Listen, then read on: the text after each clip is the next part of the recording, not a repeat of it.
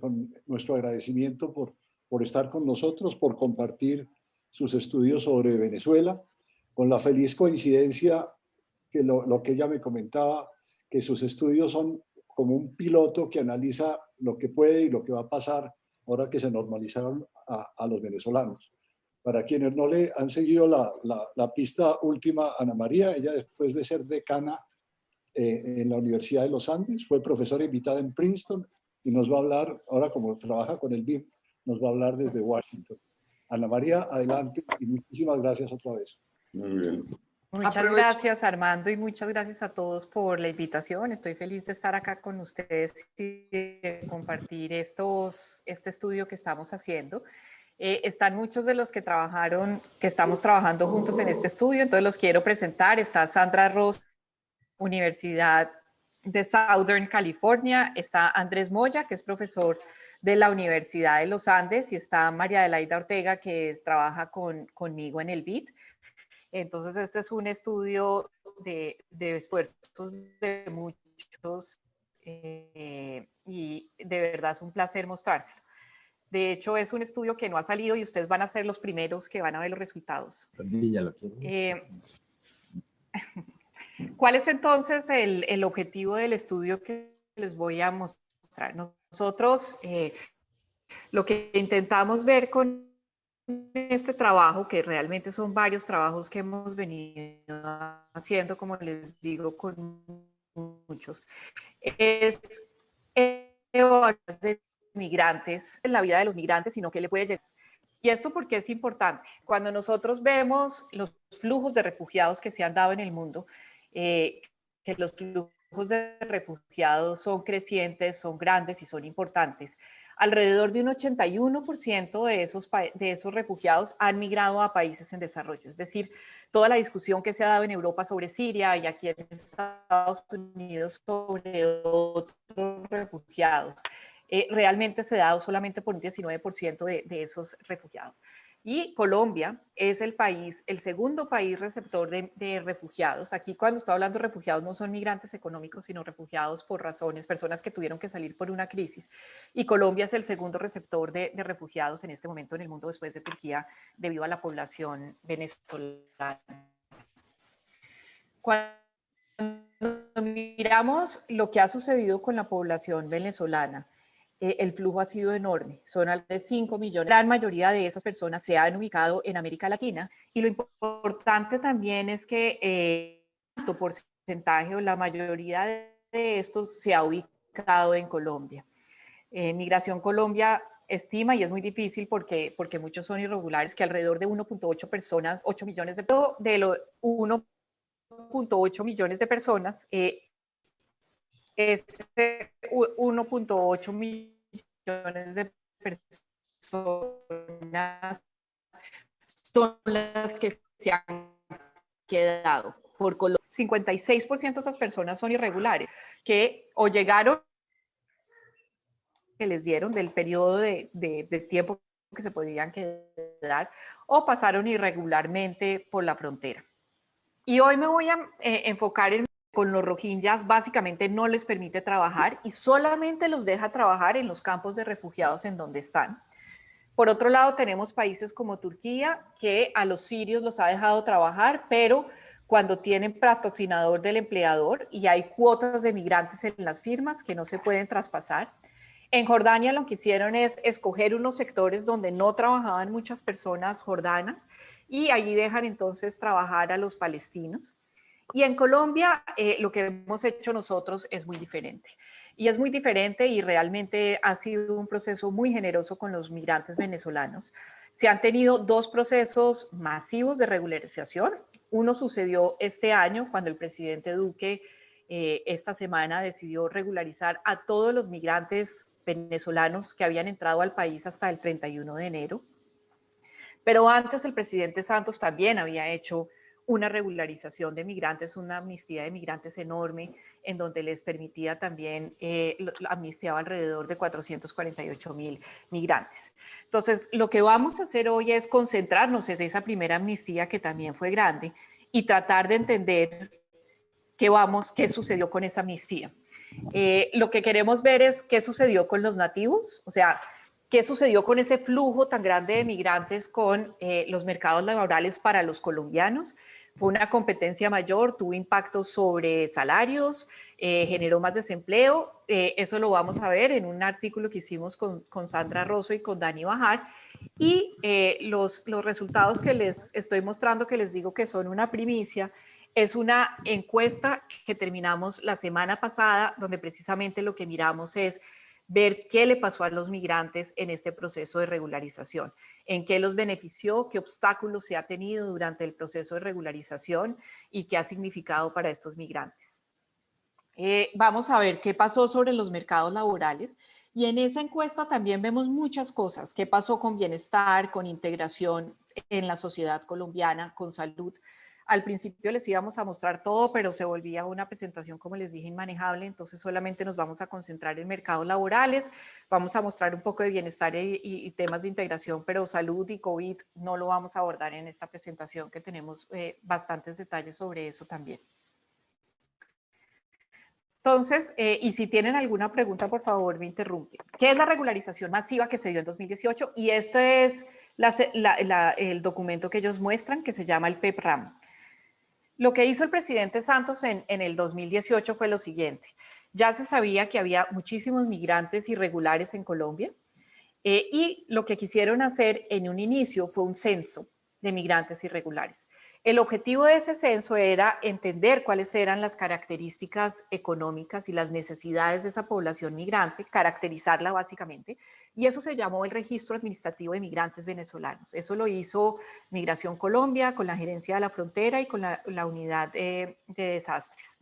Y lo que hicieron fue poner puntos en todo el territorio nacional, en 441 municipios, donde había muchos migrantes cerca de la frontera y donde las juntas comunales estaban pidiendo que se hicieran los registros, y se habilitó ese registro del 6 de abril al 8 de junio del 2008.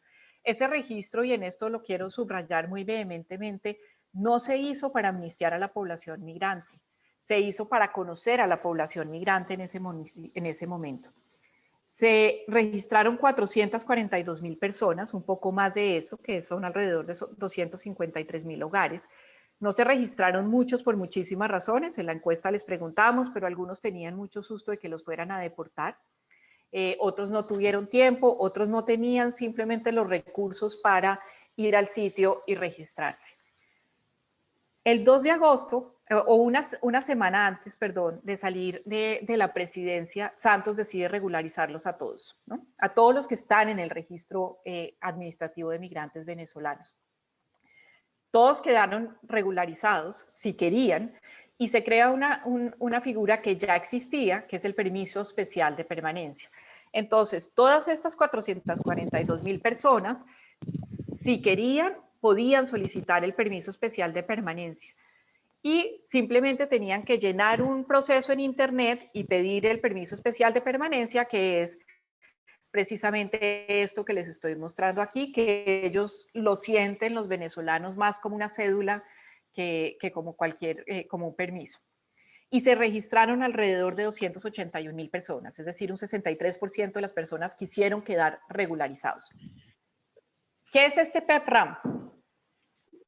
Básicamente les dio un permiso, le regularizó el estado migratorio por 2 años, es como darles una visa por 2 años, y además es un permiso de trabajo, sin ninguna restricción. No es como los anteriores que les había contado que tenían que tener empleo o solamente eran unos sectores, aquí era completamente abierto para que trabajaran en cualquier ocupación legal. Institucional del Estado en salud, educación y cuidado infantil. Ahorita les muestro. También tienen acceso al sector bancario y al sector financiero, podían abrir cuentas bancarias, con este permiso podían solicitar internet, es decir, estaban legales en el país.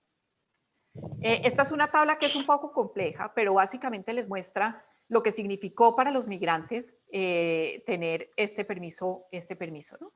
Los hijos podían ir al colegio, tenían acceso al programa de alimentación escolar, podían solicitar el SISBEN, tenían acceso al régimen subsidiado una vez se registraban en el SISBEN y tenían una cantidad de otros servicios del Estado que es muy importante. Sin embargo, las personas que están irregulares, los hijos también pueden ir al colegio y pueden hacer uso del servicio de salud en urgencias. Entonces, aquí les mostramos qué sucedió, cómo se fueron registrando las personas del RAM. Lo que ustedes ven es que se registraron por todos lados del territorio nacional, así pues obviamente están muy concentrados en las fronteras, pero realmente tenemos venezolanos en todo el país. Y cuando uno ve el censo del 2018, realmente están en todos los municipios del país. A estas personas les daban un número aleatorio cuando se registraban, que les decía cuál era la ventana de tiempo en donde ellos se tenían que registrar, y aquí les estamos mostrando cómo se fueron registrando en el tiempo.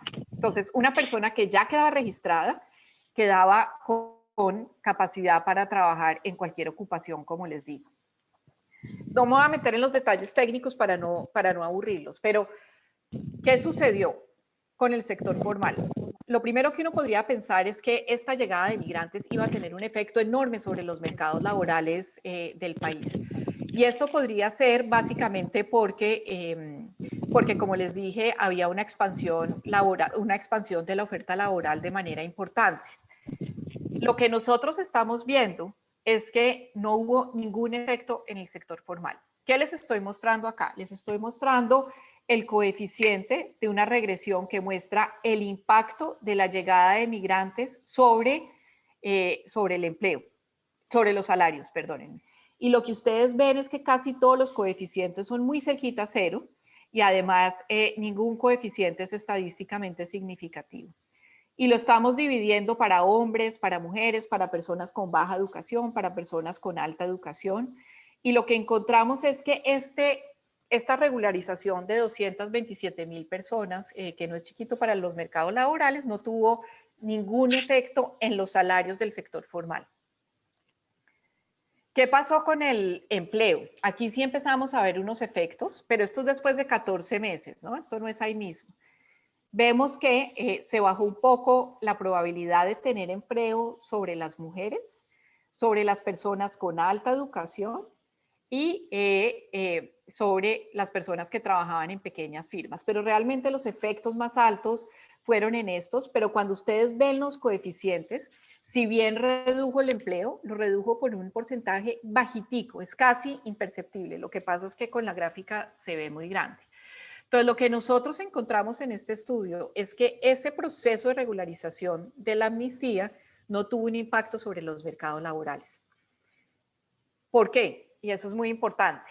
No necesariamente es porque de verdad entraron todos a ofrecer su trabajo y los contrataron inmediatamente en los mercados laborales informales. Nosotros creemos que hay varias posibles explicaciones.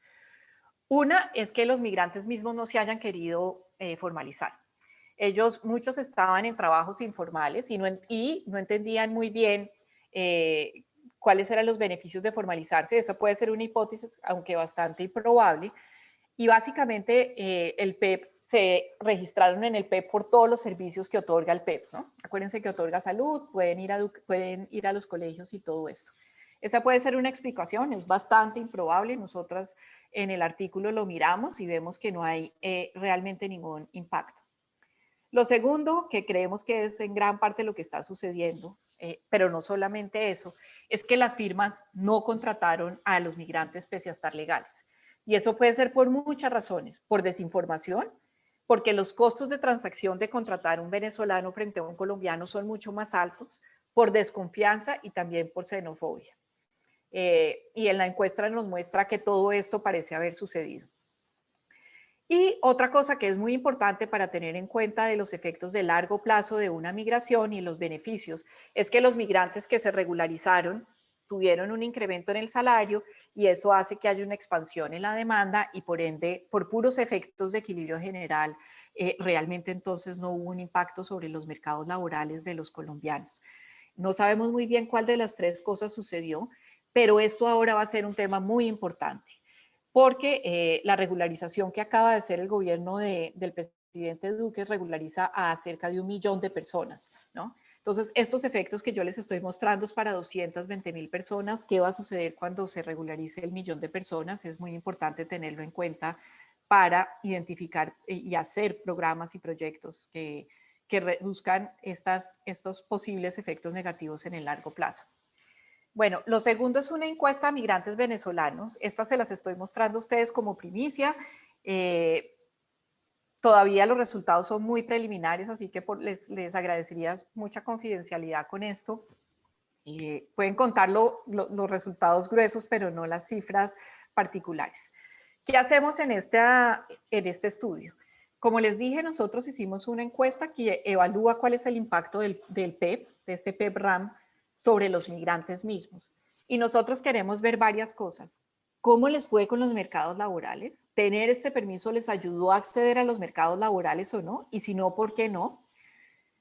¿Qué pasó con salud y acceso al sistema de salud? Y derivado con esto, si les ayudó a manejar mejor el COVID. Aquí tenemos una cantidad de datos súper interesantes, pero no se los trajimos hoy.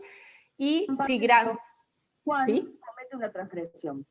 ¿Perdón? Entonces es sancionado. Sigue, Ana María. Alguien Sí. prendió. Sí. No, yo sé, yo me di cuenta ya, listo. Y lo otro que vemos es si darles este permiso especial de permanencia los ayuda a integrarse más a la sociedad, se sienten más integrados a la sociedad, se sienten más comprometidos con Colombia y se sienten mejor en el país. Y aquí vamos a mostrarles que tiene unos impactos bastante grandes en ese aspecto. ¿Cómo es la muestra? Bueno, la verdad hacer esto fue una cosa heroica, porque cuando empezamos a hacer la encuesta empezó el COVID, pero logramos hacer alrededor de 3.460 encuestas. Hoy solamente les estamos mostrando los resultados de 3.215 encuestas. Y lo que hacemos es comparar personas que fueron beneficiarias del PEP con personas que no fueron beneficiarias del PEP, que son migrantes irregulares y que llegaron al mismo tiempo, y eso es muy importante, que los migrantes del PEP. Esta es la distribución que tenemos entre la muestra del PEP, la muestra de tratamiento, y esta es la distribución de la muestra de control. Y lo que estábamos tratando de hacer con eso es tener unos migrantes lo más comparable posibles a los migrantes a los cuales se les dio la amnistía. ¿Qué más hicimos en este estudio? Y no les traemos la parte cualitativa, que también es muy interesante. Hicimos encuestas cualitativas a 42 personas en Barranquilla, Bogotá y Medellín. El grupo de tratamiento, es decir, las personas que fueron beneficiarias del PEP, son los migrantes inscritos en el RAM y que se registraron en el PEP. Nosotros tenemos la base de datos de esos migrantes y lo que hicimos fue llamarlos y recontactarlos y de ahí salió la muestra, que es representativa del RAM PEP. El grupo de control, como les dije, los buscamos de dos maneras. O sea, imagínense buscar migrantes indocumentados en medio de la pandemia y haciendo encuestas telefónicas. Entonces fue muy difícil y lo que hicimos fue, primero, cada vez que hacíamos entrevistas a personas del RAM-PEP, le pedíamos una lista de contactos y pedimos listas también en organizaciones de migrantes venezolanos, de migrantes indocumentados. Hicimos una lista grande y sacamos aleatoriamente indocumentados de esa lista y los íbamos llamando. Y los mismos indocumentados nos daban también, nos referían a otras personas e íbamos alimentando esas listas y los sacábamos aleatoriamente. Tenían que ser personas, como les dije, que emigraron en el mismo periodo de tiempo, y esto es muy importante porque a medida que ha venido pasando el tiempo, los migrantes nuevos que llegan son cada vez más vulnerables. Y lo hicimos con encuestas telefónicas, con el total de encuestadores eran venezolanos, para que estuvieran tranquilos y no se asustaran haciendo la encuesta, que esto fue también muy importante. No sé si tienen alguna pregunta hasta acá, quieren que Sigamos, Ana María, y preguntamos al final. Listo. Entonces, primero, ¿quiénes son los migrantes venezolanos? Aquí están dos cosas que les estoy mostrando y es muy importante. Lo primero es que son personas supremamente jóvenes, promedio de edad es 24 años. Este es el promedio de edad de nuestra muestra, pero aquí les estoy mostrando el promedio de edad de los venezolanos que estaban en el censo del 2018, en el censo que se aplicó a todo el mundo en Colombia en el 2008, y el promedio de edad es muy similar, son 24 años. Son personas con niveles educativos más altos que los colombianos, en promedio tienen un año más de educación que los colombianos, pero casi ninguno tiene el título homologado, es decir, tenemos una gente joven, mejor educada, que no estamos aprovechando en su capacidad total, porque no los estamos contratando y porque no les estamos homologando los títulos en el proceso burocrático colombiano. ¿Cómo viven? Viven en viviendas multifamiliares, muchísimas familias en una sola vivienda. En promedio son como 2 familias por vivienda, pero hay unos casos en donde viven muchísimos en una sola casa. Y otra cosa que es muy importante es que las familias vienen y van todo el tiempo entre Venezuela y Colombia. Una cuarta parte de los hijos son nacidos en Colombia y hay una cosa que es muy importante y es que son familias binacionales. Fíjense que alrededor del 42% tienen por lo menos una persona colombiana en el hogar. ¿Por qué emigran? Y esto no tiene que sumar 100%, ellos podían decir todas las principales razones y podían decir varias. Muchos, obviamente casi todos por buscar mejor trabajo, pero fíjense que hay alrededor de un 20% que dice que es por razones políticas o de seguridad, reunificación familiar y también hay un porcentaje importante que es por salud. Es muy bajito el porcentaje de personas que vienen, que migran solamente porque salió el RAM o para meterse y registrarse en el PEP. Y algo también muy importante es que estas son familias que son muy conectadas. Muchos tienen gente en Colombia que les están ayudando y alrededor del 60% cuando llegan alguien les ayuda de alguna manera. ¿Cuáles son los impactos del PEP? Y yo diría más que impactos son los beneficios. Esto es lo primero. Una persona que se registra en el PEP, o estas personas que se registraron en el PEP, tuvieron un incremento en el ingreso laboral sustancial. De nuevo, no me quiero comprometer con cifras porque estamos todavía limpiando los datos y estos son estadísticas crudas, es decir, es simple comparación de medias. Pero lo que ustedes ven es que el ingreso laboral de las personas que entraron en el PEP aumenta, el salario por hora aumenta de manera significativa. Estos son los indocumentados y estos son las personas que tienen el PEP. ¿Qué pasa con el empleo formal? Aumenta y aumenta bastante, o sea, aumenta casi a tener, pues obviamente es mucho menor que lo de un colombiano, pero alrededor del 25% termina con un empleo formal con el PEP y en firmas más grandes, con contrato formal y trabajan un poco menos de horas. O sea, el PEP sí está dando la entrada a los venezolanos para conseguir trabajo formal y es un trabajo formal que alivia cargas del Estado porque está pagando sus impuestos y porque además está pagando salud y está pagando pensión. ¿Qué acceso a servicios estatales tiene? Y aquí quiero detenerme un poco en esta tabla porque es muy impresionante realmente lo que el Estado colombiano ha hecho con los migrantes venezolanos. Alrededor de un 55% logra entrar al régimen contributivo subsidiado. Miren la comparación entre irregulares y PEP. Y siempre tengan en cuenta que estas personas llevan casi el mismo tiempo que estos. O sea, realmente no es porque estos lleven más, ¿no? Todos reciben atención médica cuando la necesitan. Fíjense que los irregulares pueden ir a servicios de urgencia y se las dan. Han recibido más transferencias del gobierno. Ya hay muchos que están inscritos en el SISBEN. Y los hijos hay muchos que están matriculados en el colegio. Este porcentaje cae mucho para niños mayores. Pero el Estado les está dando un apoyo a esos migrantes y eso es importante tenerlo en cuenta. Por un lado es muy bueno, por otro lado, pues obviamente eso tiene impactos fiscales. ¿Qué pasa con el consumo? Este es el consumo para medir bienestar. Es muy importante usar consumo y aquí estamos usando consumo, que estamos viendo cuánto gastan los migrantes en un año. Y lo que estamos viendo acá es que el efecto para los migrantes del PEP es significativo, o sea, la distribución se corre bastante y las personas que obtienen el PEP no solamente tienen unos mayores ingresos, sino que tienen mayor capacidad de consumo y están mejor. Una forma de verlo un poco más explícita es que también están comiendo. Y aquí les voy a mostrar una gráfica que pues a nosotros nos impactó mucho. Aquí les estamos preguntando con qué frecuencia alguien de su familia dejó de comer.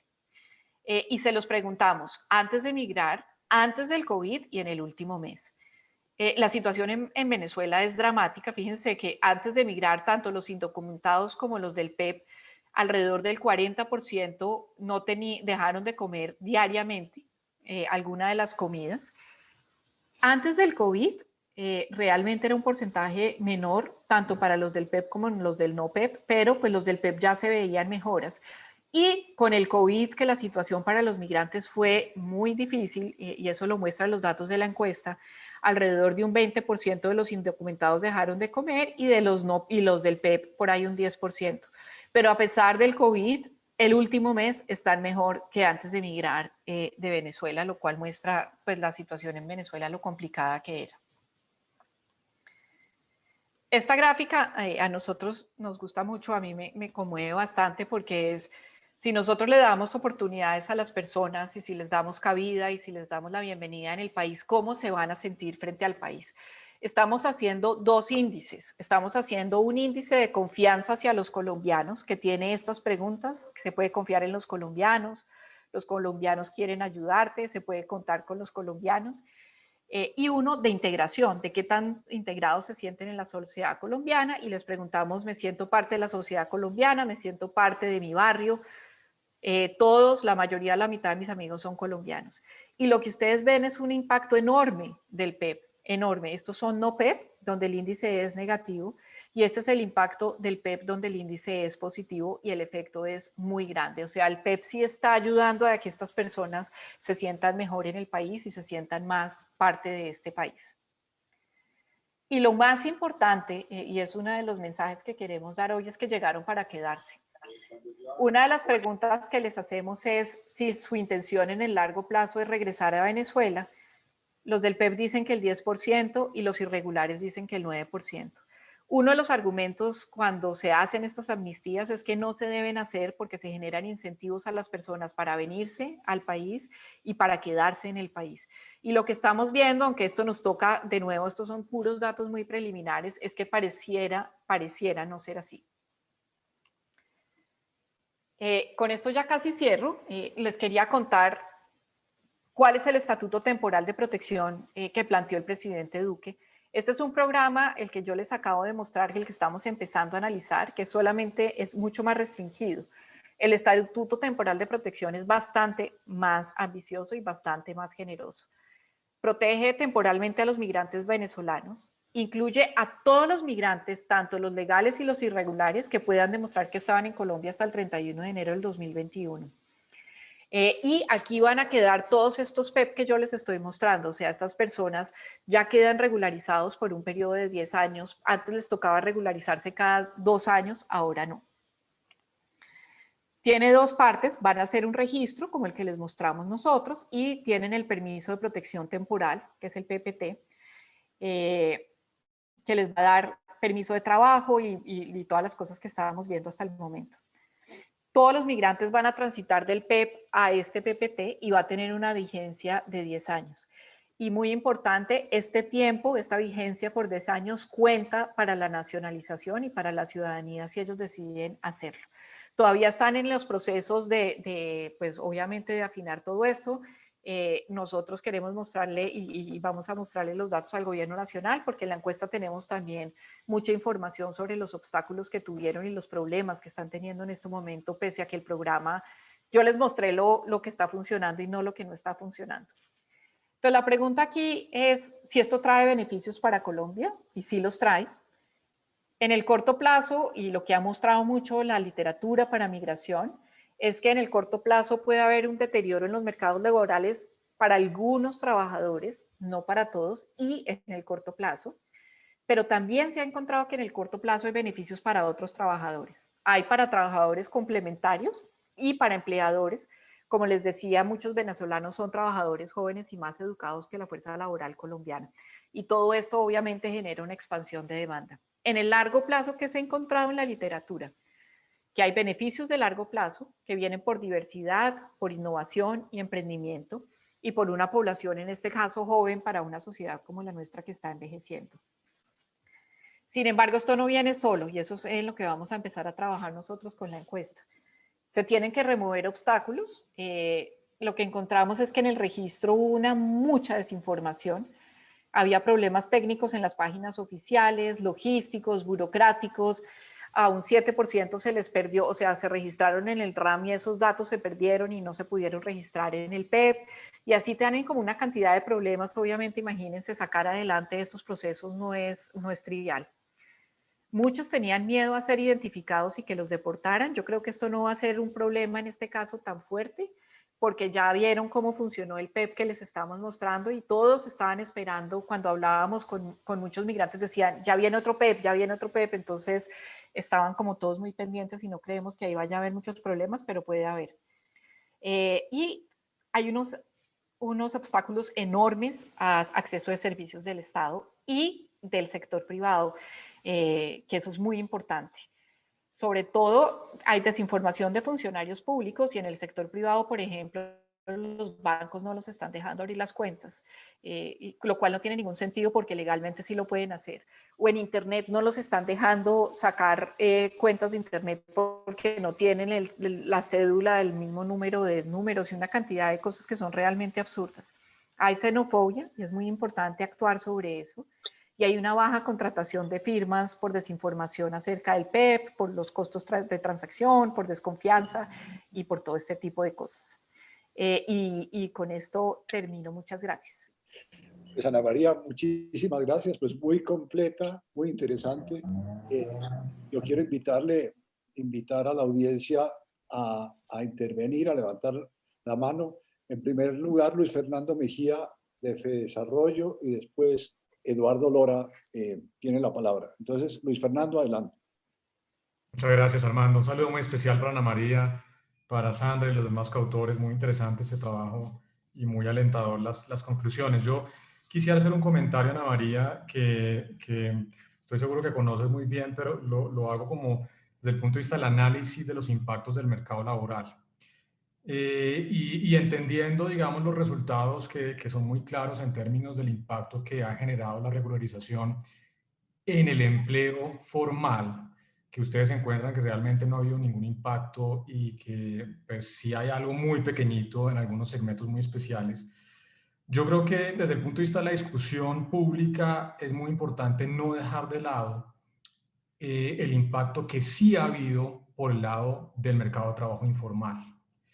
Porque si no quedaría la sensación un poco de que el argumento del estudio es pues, realmente no estamos encontrando ningún impacto en el mercado laboral y bueno, y todo lo que hay son beneficios, pero realmente pues al menos nosotros sí hemos visto unos impactos muy importantes en el mercado laboral informal y básicamente porque la distribución, digamos, de los migrantes en las categorías laborales obviamente no es homogénea. Nosotros teníamos algunas cifras que nos daban más o menos que los migrantes eran más el 4% de la población en edad de trabajar, de los cuales eran también el 11%, 11,2% de los asalariados informales, 6,7% de los desocupados, 5,4% de los informales independientes y apenas 1,4% del empleo formal. Entonces ese 1,4% está un poquito como en línea de lo que ustedes están mostrando. Seguramente por los problemas que mencionabas en la presentación no ha habido, digamos, en equilibrio un impacto importante en el mercado formal.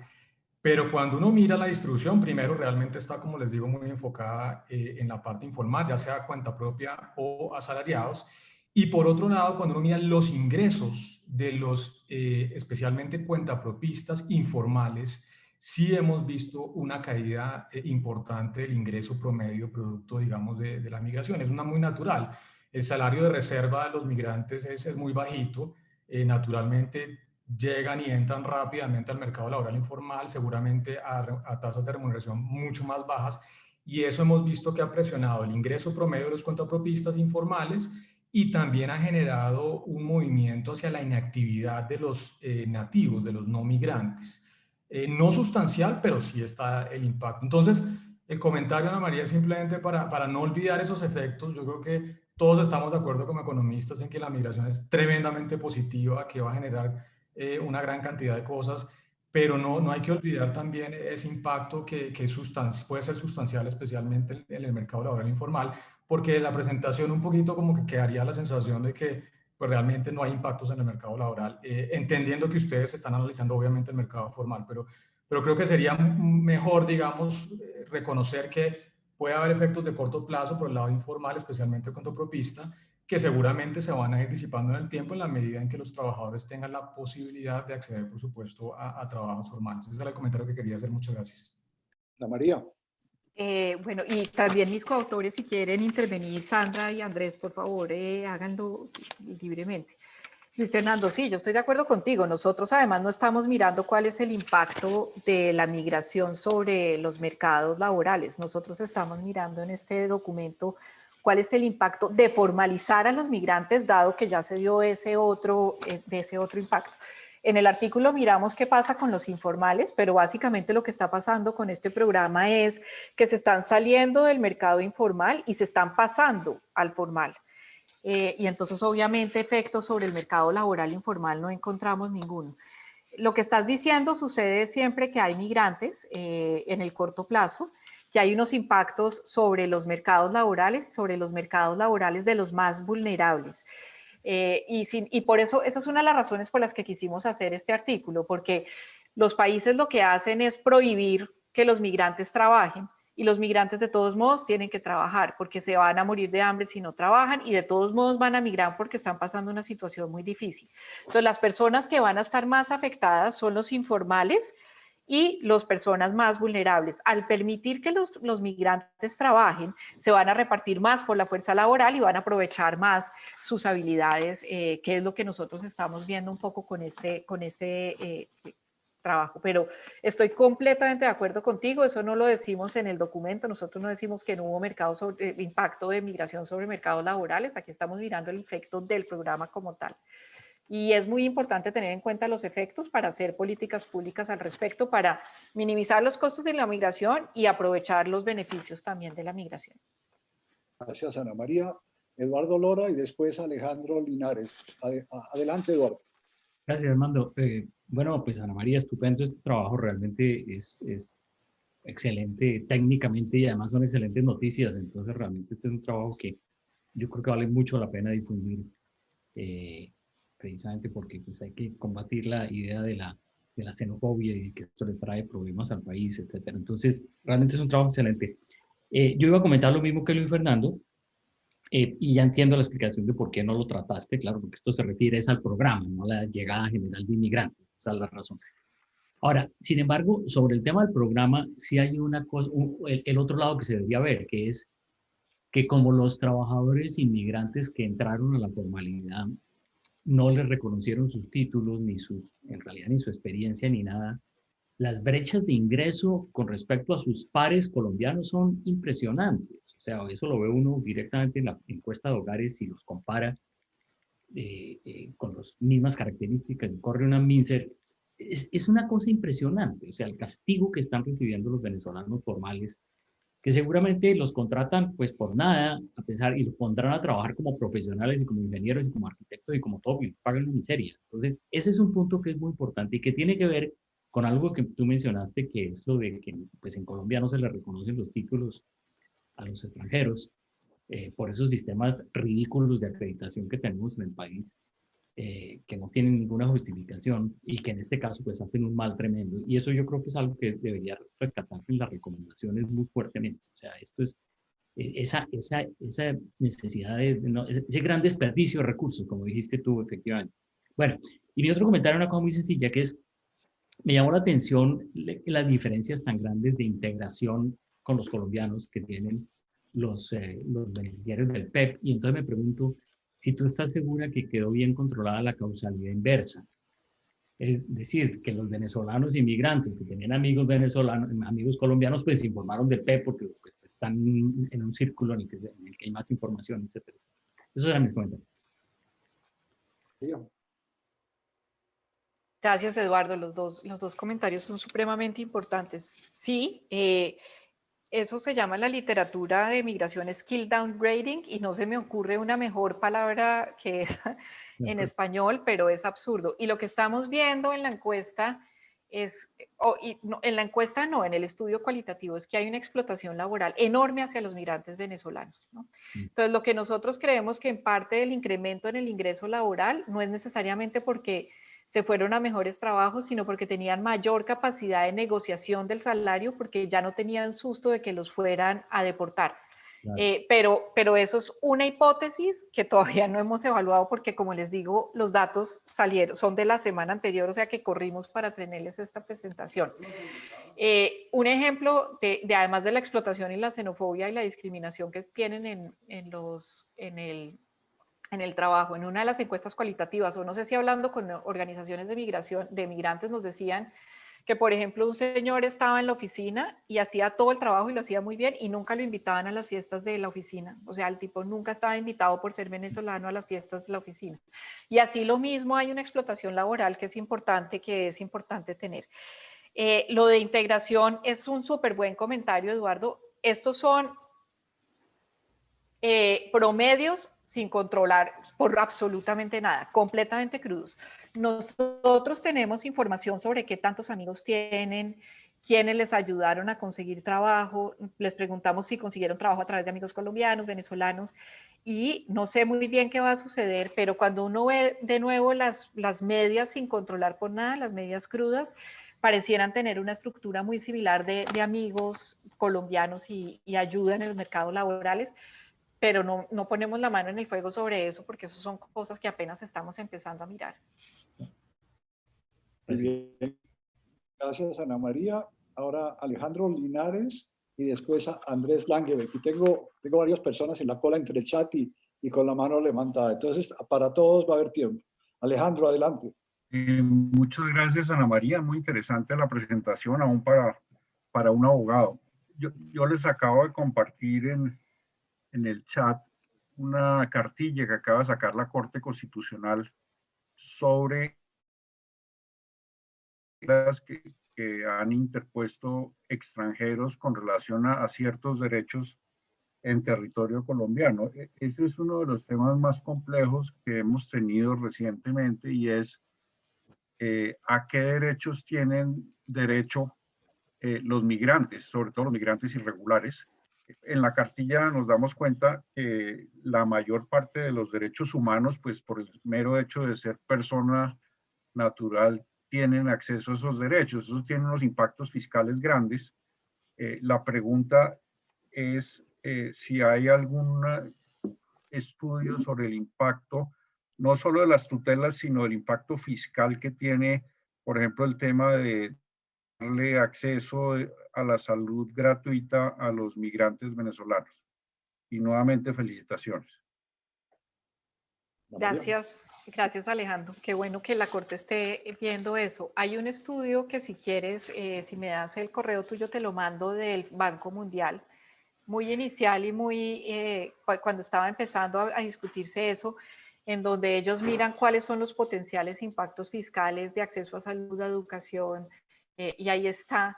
Yo tomaría eso con un poco de duda porque era cuando estábamos, pues no se tenían muy buenos datos, pero si quieres yo te lo puedo mandar con mucho gusto y hay unas estimaciones de eso. Ok, muchas gracias. Muy bien, entonces ahora seguimos con Andrés Langebeck y después José Leibovich. Andrés, adelante. Armando, Ana María, felicitaciones por el trabajo muy interesante.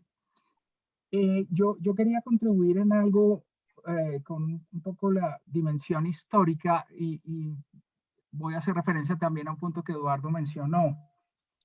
Realmente cuando uno mira el tema, uno se da cuenta que pues en Venezuela llegó a haber 5 millones de colombianos que emigraron allá en la época pues de las vacas gordas. Y realmente lo que uno ve es que muchos de esos colombianos se casaron con venezolanas o colombianas se casaron con venezolanos y tuvieron hijos que en realidad son binacionales desde esa época. Y era de alguna manera una población que transitaba entre Colombia y Venezuela periódicamente, sí podían, y claro, con la mala situación en Venezuela, pues han vuelto a Colombia. De hecho, pues muchos colombianos, hijos de padres colombianos también en Venezuela, se registraron en Colombia, posibilidad de hacerlo ante la situación difícil en Venezuela. Yo creo que esas redes digamos, de conexión, entonces existían en familias binacionales desde antes de la época actual y de la gran migración en el 2017 y 2018.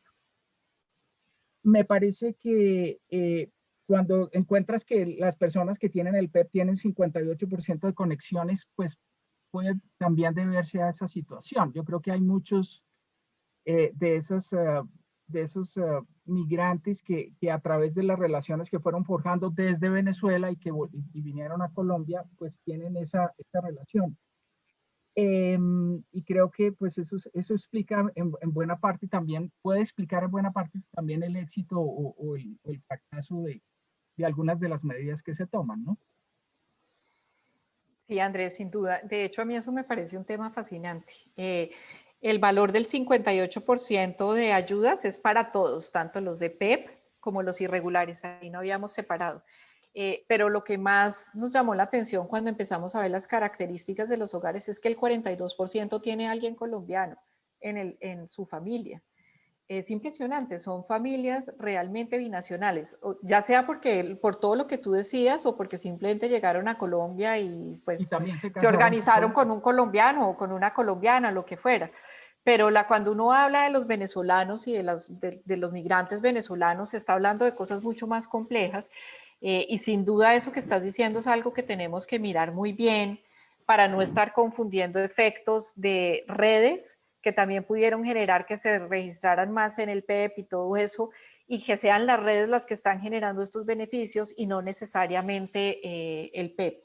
Para trabajos formales no necesariamente del todo, porque pues así tuvieran redes no necesariamente no les dan el trabajo formal si no pueden, pero sí es algo que tenemos que tener, pues mirar con mucho cuidado, porque no sabemos ahí qué es lo que está sucediendo. Por eso les digo que no quisimos hablar, aquí no queremos hablar de impactos todavía porque nos falta controlar por muchas cosas y lo único que les estoy mostrando y lo que les queríamos mostrar hoy son estadísticas muy crudas en donde no hacemos afirmaciones causales para nada. Y eso es súper importante que lo tengan en cuenta. Eventualmente sí queremos mirar un poco más, pero por ahora no. Muy bien, Ana María. Viene José y le ruego, hay una persona, Andrés en el iPhone que no la identifico y también un Felipe que no sé qué es Felipe Barrera todavía, por favor. Entonces vamos a José Leibovich y después a Francisco Lloreda. Bueno, gracias. Bueno, Ana María, qué gusto de escucharte y qué maravilla de encontrar este tipo de resultados. Además, que sí se puede tener una política de continuidad en medio de la polarización que sea consistente y eso, pues eso es algo muy interesante. Yo solamente quería hacerte un comentario, no sobre el PEP, porque realmente no, para mí es novedoso esto que estás contando, pero es, digamos, complementario a lo que Luis Fernando Mejía comentó, llamar la atención del tema de los migrantes venezolanos en actividades en el campo colombiano, en la ruralidad. Sé de primera mano que, por ejemplo, en los años recientes, los caficultores en las épocas de cosecha, en la cosecha grande, en la zona central y en algunas de las regiones cafeteras, sobre todo de la zona central para arriba, venían sufriendo de escasez de mano de obra para la recolección y en los últimos años no ha habido problema porque ha habido suficiente oferta de recolectores venezolanos. No sé si están en el PEP o no están en el PEP, pero esa es una realidad. Y lo otro que quería comentar es que en las encuestas de hogares desde el año 2019, el desempleo y la pobreza en las áreas rurales se creció de una manera importante y es una hipótesis, no tengo claro el tema, si en alguna medida eso puede estar explicado por la mayor oferta de venezolanos que están en la informalidad. Quería dejar solamente esa inquietud. Gracias. María. Gracias, José. No, el tema de la caficultura y de la agricultura yo lo he oído muchísimo, no solamente en café, sino en otros productos. nos parecía fascinante, pero nos tocaba concentrarnos en o urbanos o rurales porque no podíamos hacer ambas, entonces nos fuimos por lo urbano. Pero lo que sí es clarísimo es que hay población migrante venezolana en muchos municipios de Colombia, están en casi todo Colombia. Entonces sería interesante ver si ese incremento en pobreza en las áreas rurales tiene algo que ver con la población venezolana o cuál ha sido la contribución de todo esto. No sabría decirte, José, pero sí es algo que se puede estudiar muy bien. Y también el impacto que ha tenido eso sobre comunidades tan pequeñas, ¿no? Como que hay muchos enfrentamientos y hay problemas, pero sería un área de estudio súper interesante cuando uno ve la gran encuesta integrada de hogares, la de empleo. Ya hay una muestra suficientemente grande de venezolanos para hacer cosas interesantes de análisis. Yo no creo que en la encuesta de calidad de vida se pueda hacer. Todavía no creo que salga una muestra grande, pero en la de hogares, en la laboral sí. Y sería súper interesante mirarlo. Bien. Ahora viene Francisco Llorea y después Rudy Holmes. Gracias. Francisco, adelante. Gracias, Armando. Ana María, felicitaciones. Muy oportuno este estudio. Tanto el DANE como la Fiscalía en algunos momentos han compartido información sobre la participación o no de migrantes venezolanos en actividades delictivas. Lo que quería preguntarte es si en el marco del estudio y de la encuesta que hiciste, este tema fue abordado en especial para establecer si quienes hacen parte del PEP se ve que tienen menores procesos de judicialización o de pronto incluso también medidas correctivas en el marco del Código de Policía. ¿Algo de eso abarcas en el estudio o en el análisis? Chico, muchas gracias. En este que les mostré, no, pero sí se han hecho estudios mirando cuál es el efecto de la población, de la migración sobre crimen. Y no se ha encontrado ningún efecto. O sea, realmente la migración venezolana no ha aumentado el crimen. Sí, lo que ha sucedido es que ha aumentado, se ve es un incremento es sobre la violencia sobre los venezolanos y sobre las mujeres venezolanas. Con Sandra Rosso, que está aquí, estamos haciendo y mirando cuál ha sido el impacto del PEP sobre el crimen. Entonces uno esperaría precisamente que si una persona estaba metida en actividades criminales y con el PEP se formaliza y ve que tiene más oportunidades, tú deberías ver que hay una reducción en crimen y no estamos encontrando absolutamente nada. O sea, le hemos dado vueltas por todos los lados y no hemos encontrado realmente que eso ha sucedido.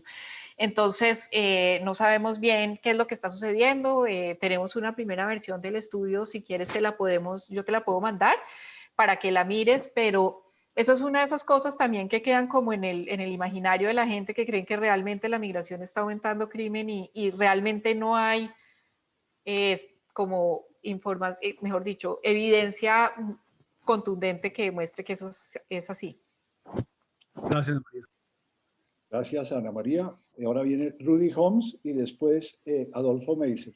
Rudy, adelante. Gracias, Armando. Ana María, muy interesante y qué bueno que estés metida en esto. Una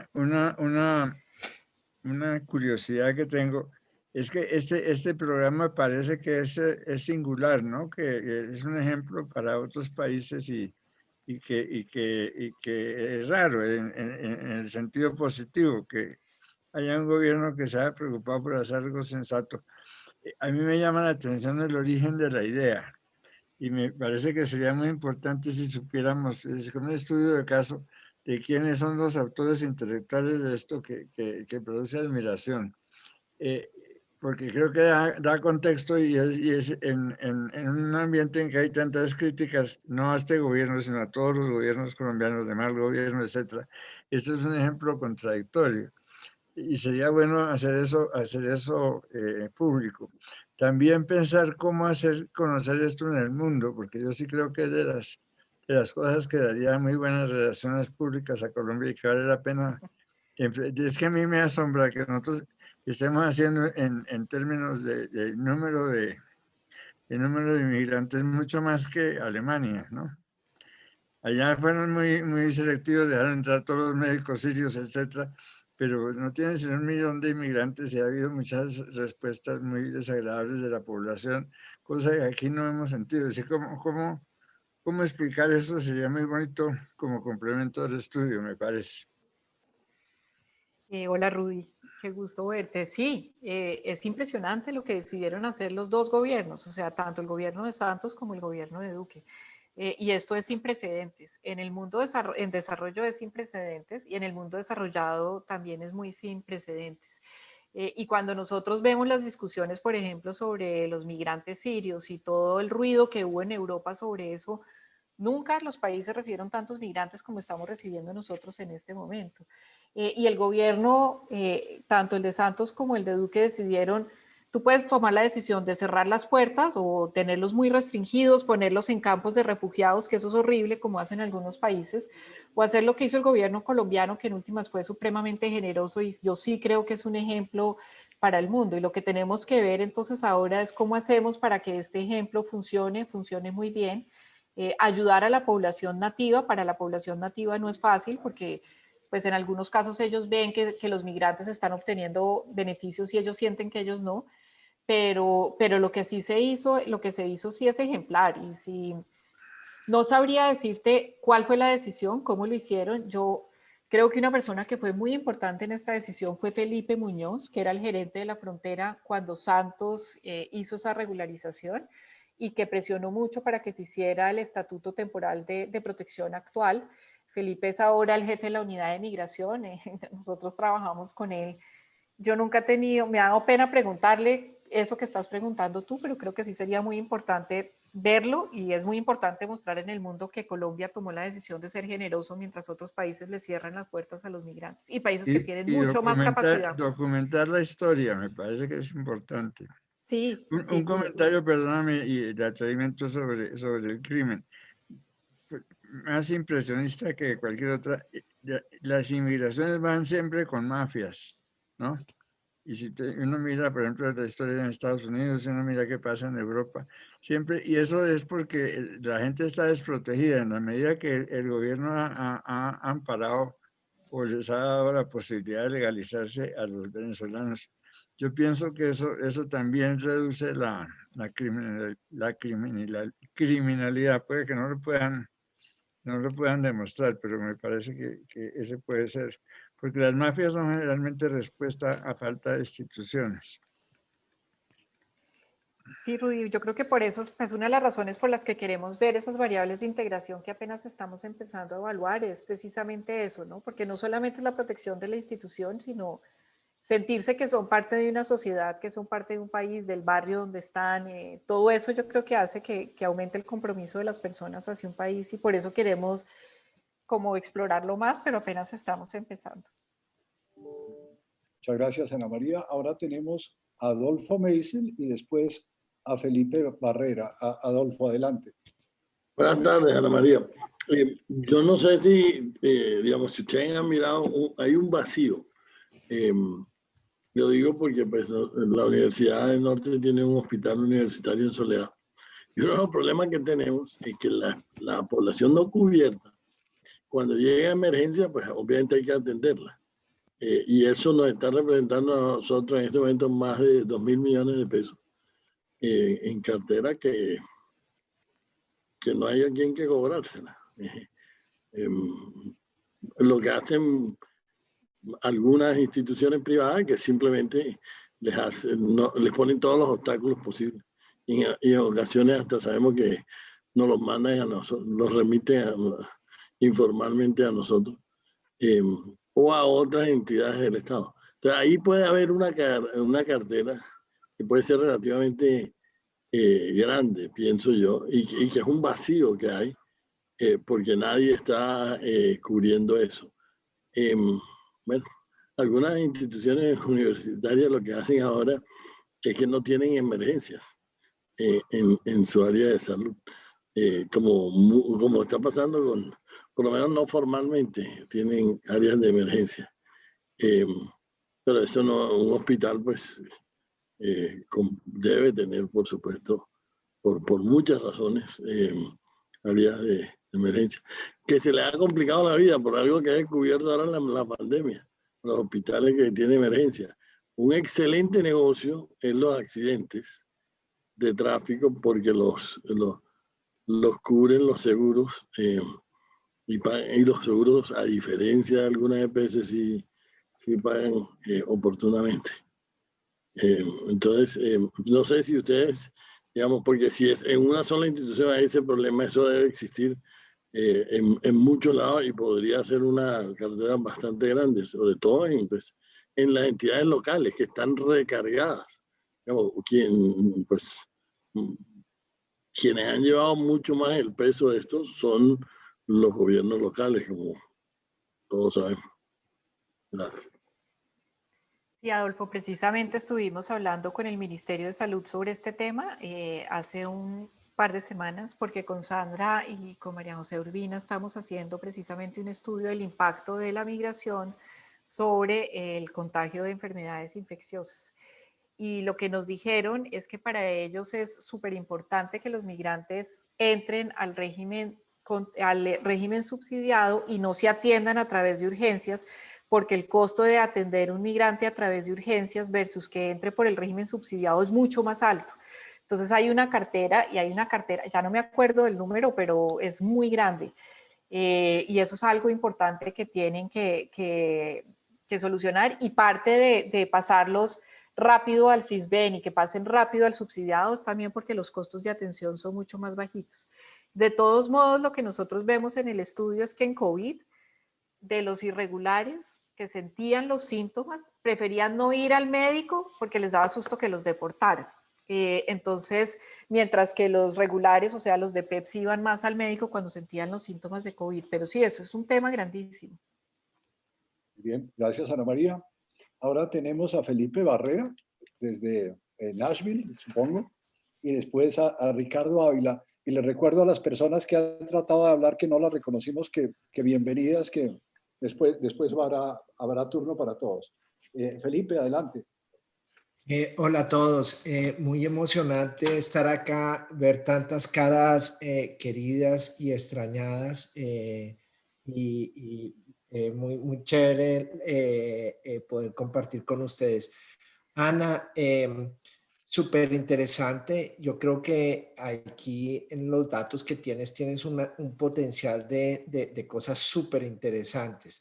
3 ideas gruesas. La primera es, para efectos de mercado laboral, yo pienso que sería clave ver densidad de inmigración en diversas zonas del país, jugar un poco con la densidad de inmigrantes para poder afinar ese resultado de los efectos laborales y ver un poco si en sitios donde hay más venezolanos los resultados se mantienen a sitios que tienen menos. Entonces, esa es una primera idea. La segunda, una de las cosas que uno habla con venezolanos con educación alta es que la primera oleada fuerte de venezolanos, yo no sé qué porcentaje, pero era importante para Venezuela, fue en el sector de petróleos. Mucha gente que tenía un gran conocimiento de la industria petrolera fueron de los primeros que comenzaron a emigrar al país, y que esos efectos yo no sé dónde se capturan o si se pueden capturar de alguna u otra forma. Eso es súper interesante porque ese es una inmigración que da cambio tecnológico y que es precisamente de los cambios tecnológicos que pueden ser muchísimo más positivos para el país. Y la tercera idea, la parte de comparar los PEPs con no inscritos, para una persona como yo que toda su vida ha estado en problemas de causalidad, es más complicada por el simple hecho de que un venezolano decide o no meterse o no, y tener el grupo de comparación es mucho más complicado. ¿Qué se puede hacer ahí? Yo pienso que es clave comenzar a pensar en cómo estimar esto con modelos o de diferencias en diferencias o modelos de propensity score. Yo no soy muy fanático de propensity score, pero creo que el problema de causalidad ahí es clave, y que para hacer política hay que meterle el hombro muy fuerte a ese tema, como ustedes saben. Pero muy chévere, Ana. Muchas gracias, Felipe. Cuando te vi entrar dije, me va a hacer esa tercera pregunta, segurísimo. Ahorita te la contesto. Lo de densidad súper chévere, lo podemos mirar, muchas gracias, lo vamos a hacer. Lo de petróleo es súper interesante, y es que ya no me acuerdo del nombre de la tecnología que se adoptó, pero una de las cosas que hicieron los venezolanos cuando llegaron y empezaron a trabajar en la industria de petróleo es que trajeron una tecnología para sacar el petróleo que quedaba, no me acuerdo bien cuáles son los nombres técnicos, y poder aprovechar una cantidad de petróleo que no estábamos aprovechando. Eso se logró, fue con personas venezolanas que venían con esa tecnología de PDVSA. La causalidad, bueno, son miles de problemas, entonces cuando diseñamos todo esto, obviamente lo diseñamos con eso en mente. Yo hay un grupo que no les mostré acá para no confundirlos y para no traer tantas cosas, pero nosotros tenemos, Felipe, los PEP-RAM, los PEP no RAM, los RAM que no se inscribieron en el PEP y los indocumentados, porque una de las cosas que vamos a hacer es intent to treat, ¿no? Porque tenemos eso. La otra cosa que vamos a hacer es que tenemos venezolanos que están justo antes y justo después de la fecha de corte para inscribirse, y vamos a hacer entonces regression discontinuity con todo eso. Entonces sí le hemos estado metiendo mucho cabeza. Tenemos estimaciones sobre todo del intent to treat, no las trajimos porque prefería no traer algo que no tengamos más pensado, y pues tenemos que limpiar mejor los datos y todo eso. Pero eso obviamente desde que diseñamos la encuesta estábamos en problemas.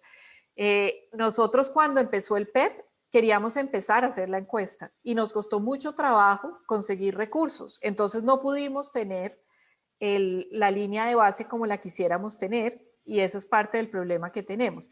Nos demoramos mucho tiempo consiguiendo la plata, fue cuando yo me vine al BID que ya logramos conseguir la plata y lo hicimos. Entonces, pero lo importante es que ahora vamos a tener una línea de base del Estatuto Temporal de Protección porque tenemos toda esa muestra grandota de los indocumentados. No va a haber grupo de control porque todos van a ser beneficiados, pero sí podemos hacer un análisis de intensidad ahí. Pero sí le hemos pensado muchísimo y la hemos sufrido mucho. Muy bien, gracias Ana María. Ahora Ricardo Ávila, adelante. Gracias Armando, hola Ana María, saludo a todos. Dos temas, como estoy escribiendo sobre esto para el domingo he estado mirando cosas. Ana María Trivín en el Banco de la República sacó un paper bastante bueno, muy completo pues que analiza pues el impacto de la migración venezolana. Quien esté interesado se lo recomiendo. También acaba de sacar uno sobre el tema de crimen, particularmente homicidios, que puede ser interesante.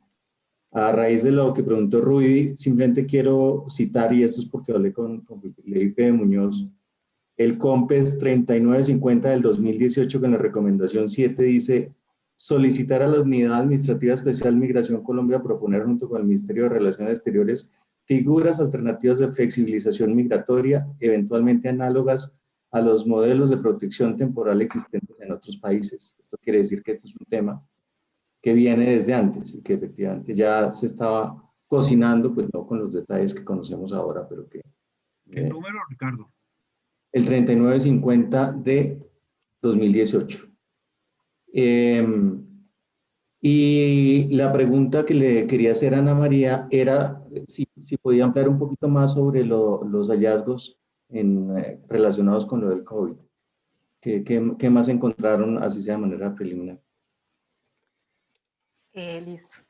Íbamos a meterles una tabla sobre el COVID porque es súper interesante, pero es que nos íbamos mucho por las ramas. El paper de Ana María Trivín es al que yo me refería, que mostraba que no hay impacto sobre crimen. Es buenísimo, se lo súper recomiendo para que se lo lean. COVID, ¿qué encontramos? Encontramos, pues primero, lo que les conté, que cuando los migrantes están indocumentados, tener migrantes indocumentados en una pandemia no es una buena idea, porque lo que uno más quiere en una pandemia es detectar los casos de contagios y tener los casos controlados. Y los migrantes no se permiten, cuando están indocumentados, no se permiten detectar porque les da susto que los deporten. Entonces, lo primero que encontramos ahí es que las personas dicen que cuando tenían síntomas de COVID, el porcentaje de personas indocumentadas que tienen síntomas de COVID que van al médico es mucho menor por susto a ser deportados. ¿Qué les pasó a los migrantes con esto? Perdieron el trabajo, tuvieron que pedir créditos. 40% de los migrantes de esta muestra más o menos tuvieron que salir a la calle a pedir plata. 40% salieron a pedir. Los sacaron de las casas, así supuestamente no los podían sacar, pero los sacaron. Pero, y una cosa muy importante es que somos muy pesimistas con las cosas. La cantidad de ayuda que recibieron fue alta. No me acuerdo de las cifras ahorita, pero un porcentaje muy alto de los migrantes recibieron. El gobierno le dio bastante a los PEP, no me acuerdo el porcentaje, Ricardo, pero es alto. Y los no PEP, o sea, los indocumentados, recibieron muchas ayudas de organizaciones de migrantes, de la iglesia, de ONGs, no estuvieron solos, realmente tuvieron muchas ayudas. Lo otro que encontramos es que todo el mundo estaba... Ingreso solidario, por ejemplo, ¿usted sabe si los cubrieron? Sí, sí. A los indocumentados no, pero a los de los PEPRAM sí? sí. Y les, y les entró bastante. Este es el que les estoy mencionando que les llegó. Y a los no PEP les llegó ayudas por otros lados, pero pasaron unos trabajos enormes. Sin embargo, que a mí me impresiona mucho esa gráfica de la falta de alimentos durante el último día, todo eso. Cuando ustedes ven COVID, a pesar de todos los trabajos, están mejor en ese aspecto que cuando estaban en Venezuela antes de venirse. Entonces, y sí tenemos muchas cosas sobre el COVID y lo queremos ver bien, pero no, pues de nuevo no les quería traer tanta información para no enloquecerlos. Ana María, y si puedo agregar, perdón. Dale, por favor. Creo que algo importante es que muchos de estos resultados se deben ver a la luz del COVID. Nosotros teníamos la encuesta para hacer en persona, una encuesta muy detallada. Llegó la pandemia, nos demoramos un rato en pensar cómo estructurábamos la encuesta para que se pudiera hacer por teléfono. Pero entonces, ahí, por ejemplo, tuvimos que perder algo de información que hubiera sido útil. Queríamos mirar temas de desarrollo infantil. Pero la otra implicación es que muchos de estos efectos tienen que verse ya dentro de 8 o 9 meses de la crisis. Entonces, creo que son de hecho impresionantes los resultados o mismo las estadísticas descriptivas, en el sentido en que se ven todavía efectos para los migrantes que tienen PEP. Se ve esta menor vulnerabilidad frente al COVID, y creo que de nuevo también pensando en cómo este programa es único en el mundo, también genera muchas lecciones, porque de las discusiones que hay en este momento se está dejando atrás a todos los refugiados, se está dejando atrás a los desplazados, se está dejando atrás a los migrantes, porque no están conectados con los sistemas de seguridad social, por ejemplo. Entonces, uno podría esperar que algunos de estos efectos incluso hubieran podido ser más grandes. Y hay algo de información que tenemos retrospectiva para pensar cómo era el nivel de ingreso antes de la pandemia, inseguridad alimentaria antes de la pandemia. Había una gráfica que Ana María mostró sobre este sentido. Entonces, quería hacer esa precisión que creo que también es importante. Muchas gracias. No veo más manos levantadas. Quiero invitar, ha habido personas que han tratado de hacer preguntas, las invito a hacer comentarios o preguntar. Queremos que todos participen.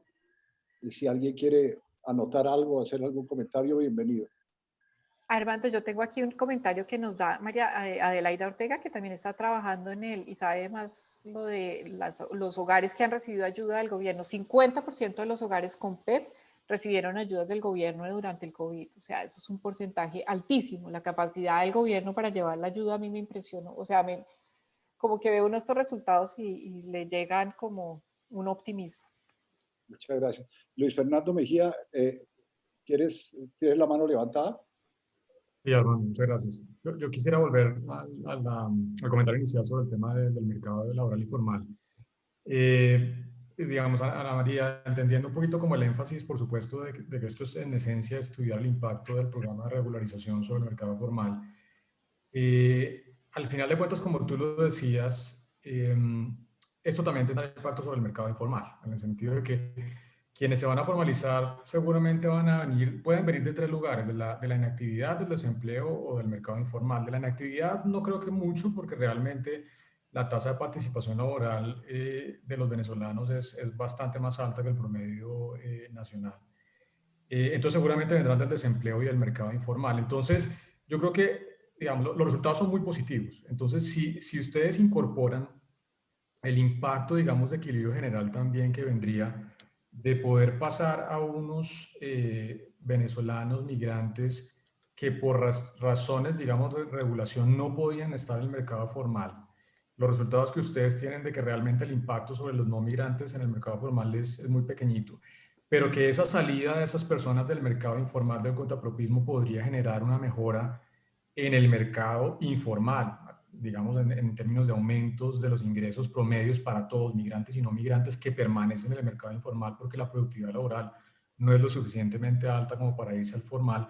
Yo creo que eso fortalece muchísimo el argumento. Entonces, independientemente de que el énfasis de nuevo sea solamente sobre el formal, sí creo que el impacto de equilibrio general sobre el mercado informal es muy importante y positivo, y reduce en parte lo que hablábamos al principio, ¿no? El impacto de corto plazo negativo sobre el mercado informal, y lo único que hace es fortalecer el argumento. Entonces quería simplemente ratificar que va en la línea de darle, digamos, aún más fuerza a la importancia de este programa. Sí, Luis Fernando, estoy totalmente de acuerdo contigo. De hecho, nosotros tratamos de hacer eso en el artículo, pero por problemas econométricos no lo pudimos hacer. O sea, nosotros tenemos un análisis sobre qué pasa sobre el mercado informal, pero el problema es que una vez empezó el programa, siguieron llegando personas irregulares en los mercados laborales, que son también pues, los más dinámicos. Entonces es muy difícil separar el efecto del PEP de eso. Entonces, por eso los resultados de los mercados informales no los estamos mostrando tanto. Yo te mando el paper que ahí está, y nosotros sí miramos tanto mercado formal como informal. Y sería maravilloso ver en el largo plazo todo esto que sucede con ambos mercados, sin duda. Muy bien. Entonces, si no tenemos más personas queriendo hacer preguntas, pues vamos a cerrar, Ana María. Vamos a cerrar. Creo, Armando, que Rodrigo Otero está tratando de comunicarse, pero no sé si... ¿Puedes dar la palabra a él? ¿Le puedes habilitar el micrófono? No. ¿Rodrigo? Yo creo que lo tiene habilitado porque no lo veo aquí. No, pero no. Está tratando de entrar, sí, pero sin audio, pero bueno. Creo que quería hablar, pero creo que no puedo, yo no puedo hacer nada. Rodrigo, ¿nos escucha? No, él está sin el micrófono, pero, pues, mejor dicho, no lo perdimos. Espérate, yo lo llamo. Ok. Un segundo.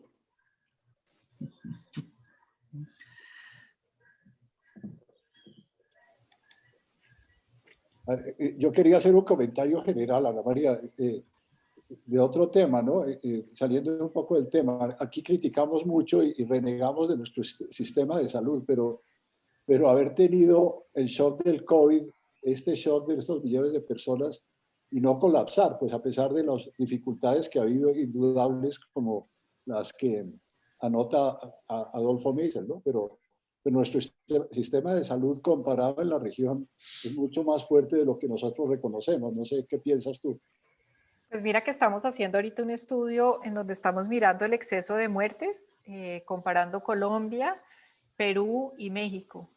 Y es impresionante lo de Colombia, porque primero nos fue mejor que a Perú y a México. Y en una cosa muy impresionante es de que desde el inicio en Colombia se identificaba muy bien cuando las muertes eran por COVID, mientras que en Perú y en México no. Y eso muestra la fortaleza y que tuvimos capacidad para hacer una especie de vigilancia epidemiológica mal que bien buena. Cuando tengas estudio, pues tenemos una cantidad de gráficos, pero todavía no hemos escrito, y cuando tengas, si quieres te lo mando para que lo mires, pero sí, esa es una de las hipótesis que estamos manejando. Todavía no sabemos bien si es realmente por un sistema de salud más fuerte o no. Bien. Tenemos a Rodrigo, no sé si Rudy lo... Estoy tratando. No te pongas bravo. No estoy bravo, estoy estresado. Armando, no regañes a Rudy. Pero en el intermedio yo podría, Armando, hacer algún comentario, pregunta, si me permites. Claro, señor. Es que escuché, pero es una noción que tengo imprecisa, de que alguien desde algún sector político criticó este programa del gobierno nacional como si fuera una estrategia para darle poder de voto a unos migrantes en favor de un determinado partido político. A mí me parece, por lo que he oído, que eso carece de todo sustento, porque no hay nada distinto de una regulación de los migrantes para que puedan vivir y trabajar en Colombia. No se trata de convertirlos en ciudadanos, pero me gustaría si Ana María tiene o alguno tiene algún comentario al respecto. No, este programa no nacionaliza a los migrantes, les permite empezar a acumular el tiempo para solicitar la ciudadanía, pero para nada los vuelve unos ciudadanos colombianos. Entonces no tiene nada que ver con ejercer derechos políticos de ningún tipo, es simplemente que tengan acceso a mercados laborales y a lo que les estábamos mostrando hoy, realmente. Pero en esto me acojo a un comentario, si me permiten, que hizo Rudy. Es mostrar que el sistema político, más allá de las diferencias en que de un gobierno al siguiente, hay una institucionalidad que funciona. Yo creo que eso tiene un valor que hay que destacar. En realidad lo que tenemos es que ir profundizando la calidad de los debates para poder preservar la institucionalidad estatal como lo hacen países más avanzados que nosotros. No que excluir de la contienda aquello que no tiene por qué ser contencioso, sino que es parte del acervo común, de la institucionalidad que juntos construimos, me parece bien importante. Sin duda, esto fue más una política de Estado que de gobierno, realmente. Empezó en el gobierno anterior y siguió en este gobierno y ha estado muy bien, está bien. O sea, se han hecho bien las cosas. Y es importante que no olviden que Colombia tenía una experiencia muy grande con la atención de población desplazada, ¿no? Que eran personas que llegaban en situación muy difícil, moviéndose por todas las ciudades de Colombia, y pues también les tocó hacer atención a población desplazada, que fue muy difícil y que tuvo problemas bastantes, pero ahí había una experiencia acumulada importante. Ana María y yo. No logré la comunicación. ¿Quién quería hablar? Adelante. Yo, es Mariana, la hija de Marta. Ana María en este momento está hablando un poco de la población desplazada y sobre eso me gustaría hacer una pregunta, porque la migración venezolana es más ligada a un tema económico. El migrante venezolano está migrando por un incentivo a generar mayor ingreso económico, mientras que la población desplazada está migrando por un incentivo a el escape de la guerra. Entonces, en ese sentido, quisiera preguntar, no solo a ti, sino también un poquito a Andrés, ¿cuál es el análisis que ustedes han visto en cómo los migrantes, tanto los desplazados como los venezolanos, logran adaptarse dentro de ese como mezcla para sobrevivir, pero sobre todo para convivir, más que convivir, como para integrarse? Entonces, ¿cuáles son las estrategias que ellos han tenido en ese sentido? Y otra de las preguntas es ¿por qué el Estado colombiano está incentivando, bastante relacionado con la pregunta anterior, a esas políticas migratorias? ¿Cuál es el incentivo para generar políticas migratorias que permiten atraer migrantes? ¿Y en qué momento se puede decir esos incentivos se frenan y dicen la Unión Europea o Reino Unido, donde dicen no más migrantes? Entonces, ¿qué puede generar ese freno? Esas son mis dos preguntas, Ana María. Muy, muy interesante. Muchas gracias. Andrés, ¿tú quieres primero y después voy yo o quieres que sea yo primero? Dale. Gracias, Mariana. Entonces yo creo que hay, no sé si ibas a eso, pero creo que hay un tema detrás de fondo que ha sido un poco excluido en general, y es el tema de la salud mental, ¿cierto? Entonces el proceso de desplazamiento es muy traumático por los eventos que lo generan, pero también por las condiciones a las que llega la población en los lugares de recepción. Y pues lo que nosotros sí hemos visto con distintas investigaciones es que, uno, esos son, en cierta forma, como unas heridas invisibles en el sentido en que no se ven, pero tampoco se han abordado, creo que con total rigor, aunque en los últimos años pues, se ha establecido el PAPCIBI, y el PAPCIBI sí ha aumentado sustancialmente el nivel de atención en salud mental a la población desplazada. Con los migrantes venezolanos, entonces también puedes pensar que igual este proceso de migración, si bien no es determinado por una exposición a la violencia, sí tiene muchos aristas de trauma en ese proceso. Los por ejemplo, los migrantes irregulares están pasando por las trochas y en las trochas están encontrando grupos paramilitares, bandas criminales que los extorsionan, que les piden recursos, muchos les cobran por usar estas trochas. No sé si has visto, pues en las carreteras en Colombia todos los caminantes con sus hijos, y lo que nosotros sí vimos en los grupos focales que hicimos, por ejemplo, en diciembre del 2019, eran niveles de ansiedad muy altos, niveles de depresión altos y niveles de angustia altos. Entonces, creo que parte de lo que estamos acá también viendo en el estudio es cómo, por ejemplo, el PEP te puede generar mejoras en temas de salud mental. Acá, desafortunadamente, la escala de salud mental que tuvimos que aplicar fue una escala muy corta, que no tiene muchísima variación, porque cuando cambiamos de la encuesta en persona a la encuesta telefónica, pero vemos algunos cambios pequeños, pero creo que importantes, en términos de la satisfacción con la vida, en términos de los niveles de ansiedad y niveles de depresión. Entonces, creo que eso es importante al final, porque al menos desde mi perspectiva y lo que está mostrando la evidencia tú tienes círculos viciosos o virtuosos. Si tienes niveles de pobreza y exclusión, esto alimenta temas de salud mental, que a su vez alimentan la toma de decisiones, que a su vez alimentan la inserción efectiva en la economía. Si por el contrario estás generando estos permisos que te permiten integrarte a la sociedad y esto tiene unas consecuencias económicas, esto también se va a traducir en mejores niveles de salud mental que van a retroalimentar esto. Entonces creo que todavía estos son buenas noticias, pero yo personalmente creo que todavía es algo en lo que tenemos que poner atención.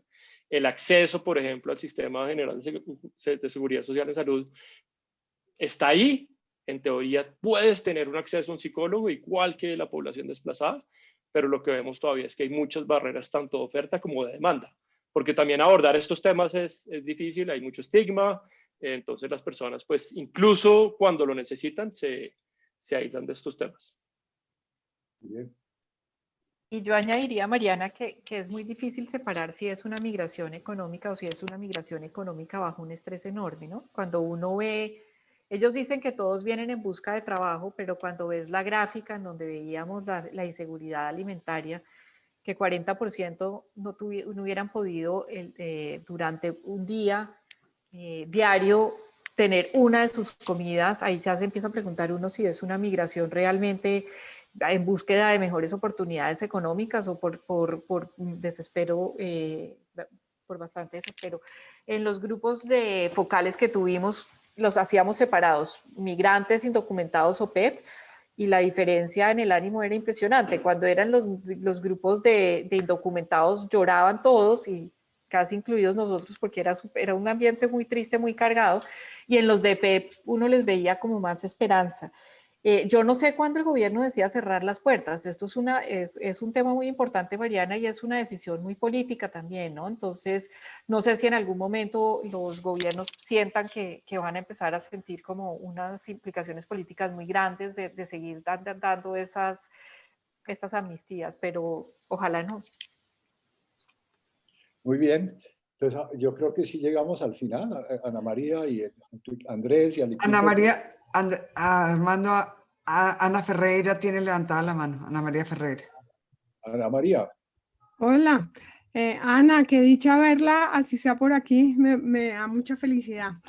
Bueno, a mí me parece que esto sale un poco de la esfera del estudio, pero el tema que planteó Adolfo Meisel de la salud me parece que es un tema fundamental por dos factores. Lo primero es la prevención de la salud, no solo de los migrantes, sino de esa vecindad informal, porque según tengo entendido, los programas de vacunación en Venezuela no pasan hace años. Entonces, tenemos una población muy significativa que no está vacunada contra el polio, ni siquiera contra el sarampión, y de ahí de alguna manera me parece que es importante, dado todo este programa de formalización, ¿qué va a pasar con ese componente? Es una obligación de las EPS de dar prevención de la salud, que se ha hecho de manera muy deficiente, incluso en la población colombiana, y con esta nueva llegada me parece que hay que mirar ese fondeo de recursos de las EPS, cómo hacemos para hacer prevención de la salud.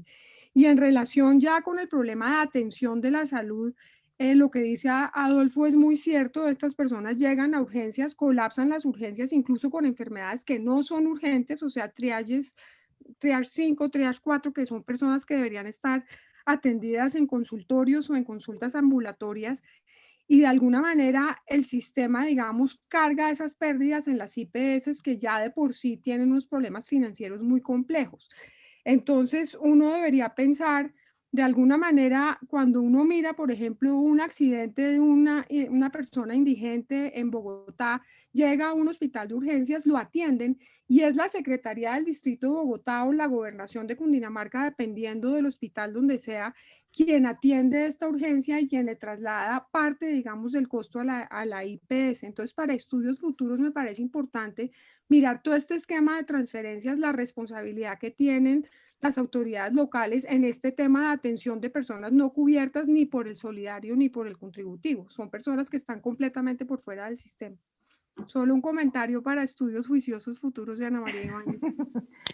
Gracias, Ana. Sí, nosotros hicimos un estudio mirando cuál es el impacto de la llegada de migrantes o sus infecciones contagiosas y encontramos que hay un impacto sobre varicela, tuberculosis y sífilis. Y como les conté antes, para atender una persona en urgencias, como bien está diciendo usted, Ana, es mucho más caro que tenerlo a través del régimen subsidiado, del régimen contributivo, obviamente. Entonces, creo que eso es algo muy importante y el sistema de salud tiene que ver cómo van a abordar todo esto y es un problema enorme, pero la formalización o las amnistías ayudan en parte a que por lo menos los costos sean más bajos, a que tengan acceso a prevención y a que se dejen identificar para hacer todos estos procesos, yo creo. Bueno, yo estaba que pedía un aplauso para Ana María, pero por el interés de la gente seguía haciendo preguntas. Ahora sí los invito a despedirla con un abrazo muy agradecido y muy cariñoso y a ti y a todo tu equipo, Ana María. Muchas gracias. No, muchas gracias a ustedes. Felices de estar acá. Muchas gracias, Ana. No, Gran trabajo, de verdad. Muchas gracias. Muy feliz de verlos a todos y de hacer esta presentación, de verdad.